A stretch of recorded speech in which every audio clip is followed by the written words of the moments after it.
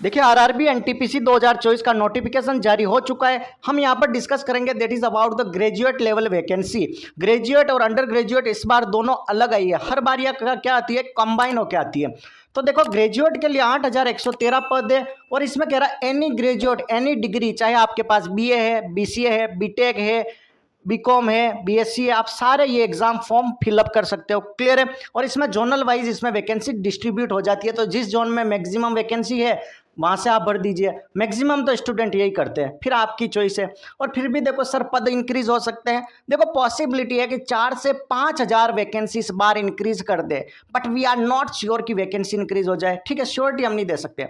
Second है under graduate के लिए 3,445 पद पर वैकेंसी आई है। इसके लिए एलिजिबिलिटी है कि आप 12th पास 12वीं पास होने चाहिए। क्लियर है, एलिजिबिलिटी आपको पता चल गया ग्रेजुएट और अंडर ग्रेजुएट के लिए। ओके, तो जो ग्रेजुएट लेवल वैकेंसी है इसके फॉर्म 13 सितंबर से भरना स्टार्ट हो चुके हैं, 13 सितंबर से, और लास्ट डेट है 14 अक्टूबर। क्लियर है। तो इसमें एक चीज है दैट इज आधार वेरिफिकेशन। देखो एक मिस्टेक मत कर लेना, कई सारे स्टूडेंट के क्या है कि आधार और डॉक्यूमेंट जो मार्कशीट है उसमें मदर फादर के नाम में कुछ वेरिएशन है, तो जब वो आधार वेरिफिकेशन कर रहे हैं तो वहां बहुत बड़ा इश्यू हो रहा है। इसलिए कहते हैं कि कोई भी वैकेंसी आए तो वो स्टार्टिंग में ही उसको फिलअप करने की कोशिश कीजिए, ताकि क्या मिस्टेक है, क्यों फॉर्म भर नहीं पा रहे हो, उस चीज को आप कवर अप कर सकते हो। मान लो 14 तारीख लास्ट है, 12 तारीख को फॉर्म भर रहे हो, एक तो साइट ऊपर से बिजी आती है और पता चला आधार में कोई करेक्शन वगैरह करना है। अब आधार करेक्शन में आपको 7 दिन लगेंगे, आप फॉर्म नहीं भर पाओगे। और वैकेंसी बड़े काफ़ी टाइम बाद आई है, 4 से 5 साल के बाद वैकेंसी आई है, कोविड के बाद आपको देखने को नहीं मिली है। तो कृपा करके इस मिस्टेक को कोई भी ना करे। Okay, now come to the age limit. ये है 18 से 36 साल है, that is for SC ST OBC के लिए। क्लियर है। और एग्जाम फीस की बात, और कोविड पेंडेमिक था उसके कारण आपको 3 साल का और एज रिलैक्सेशन दिया है। ओबीसी को एज रिलैक्सेशन एक्स्ट्रा मिलता है, that is 3 year. SC ST को मिलता है that is 5 year extra age relaxation. 36 है तो 36 + 5 कर दीजिए। क्लियर है। और फिजिकल हैंडीक्राफ्ट वगैरह होते हैं, हैंडीकैप वगैरह, तो इनको 10 ईयर मिलता है, that is for SC ST और OBC शायद 7 से 8 साल मिलता है, वो आप नोटिफिकेशन में क्लियरली देख लेना। अब हम बात करते हैं that is about the exam fees. General OBC candidate को 500 रुपये फील करना है। ठीक है, अगर आप एग्जाम देके आते हो तो 400 रुपये फिर से आपके खाते में आ जाएंगे। 30-40 रुपये जो भी बैंक का प्रोसेसिंग चार्ज होगा वो और इसमें कट जाएगा। SC ST इन सब के लिए 250 रुपये, 250 रुपीज़ है। और 250 के 250 आपको फिर से रिफंड हो जाएंगे, 250 के 250 आपको रिफंड हो जाएंगे। बस थोड़ा बहुत 30-40 रुपये जो चार्ज होगा वो कटेगा, दैट इज प्रोसेसिंग चार्ज। यहाँ तक कोई डाउट है एग्जाम फीस तक?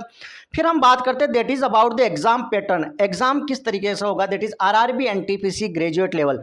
एक होगा दैट इज CBT 1, फिर होगा दैट इज CBT 2। क्लियर है। फर्स्ट चीज मैं क्लियर कर लेता हूँ, 1/3 नेगेटिव मार्किंग है। ठीक है, 1 नंबर का क्वेश्चन है तो 1/3 की, 2 नंबर का क्वेश्चन है तो 1/3 कितना हो गया इसका, 3 × 18.66। ठीक है, और अगर 1 नंबर का क्वेश्चन है तो 1/3 की बात करता हूँ तो 33.33 मार्क्स आपके माइनस हो जाएंगे। तो ये माइनस मार्किंग का ध्यान रखना। और माइनस मार्किंग वाले एग्जाम की प्रैक्टिस कैसे करते हैं सर, तो इसके लिए आपको टेस्ट सीरीज तो ज्वाइन करनी पड़ेगी। CBT 1 होगा 90 मिनट का, 1.5 घंटे का क्वेश्चन आएंगे, 100 क्वेश्चन। ठीक है, तो आपके पास एक चीज होनी चाहिए that is most important, speed. और स्पीड कैसे आएगी, जब आप ज्यादा से ज्यादा मॉक लगाओगे। क्लियर है। फिर हम नाउ बात करते हैं that is about the GS general awareness section, math section और रीजनिंग सेक्शन। तो GK होगी 40 नंबर की, मैथ होगी 30 नंबर की, रीजनिंग होगी 30 नंबर की, मतलब टोटल 100 नंबर का। 100 नंबर का खेल है यहाँ पर। और सबसे ज्यादा वेटेज है दैट इज GK का। GK के लिए मैंने कई बार बुक डिस्कस कर दी आपको, दैट इज लुसेंट लेके आनी है, लुसेंट बुक आपको लेके आनी है। बार बार मैं कह रहा हूँ GK के लिए आपको लुसेंट पढ़नी है। क्लियर है। साइंस भी आपके वहाँ पर कवर अप हो जाएगी, साइंस के लिए 9th और 10th की NCERT भी आप ले सकते हो। क्लियर है। मैथ रीजनिंग, मैथ के लिए तो आप previous PYQ is most important, PYQ से तो बेटर कोई चीज़ ही नहीं है। रीजनिंग वैसे मोस्टली सारे सही करके आते हैं, फिर भी आप PYQ देख लीजिए। और राकेश यादव सर के लिए की बुक जो आती है वो रीजनिंग के लिए और मैथ के लिए गगन प्रताप सर ने 3 से 4 हज़ार स्पेशली फॉर रेलवे एग्जाम के लिए बुक निकाली है, तो वो खरीद लीजिए।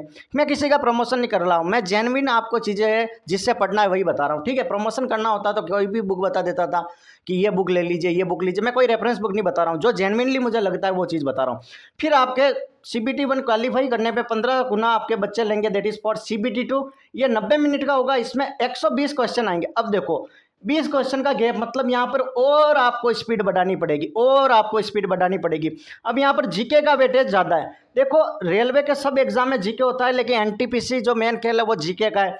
मैथ है यहाँ पर 35 मार्क्स की, रीजनिंग है 35 मार्क्स की। क्लियर है। इतना होने के बाद क्या है कि NTPC में 5 से 6 पोस्ट है, तो 5 से 6 पोस्ट है। उसमें अगर मैं बात करता हूँ एक पोस्ट है जिसमें सीबेट होगा, कंप्यूटर बेस्ड एप्टीट्यूड टेस्ट होगा।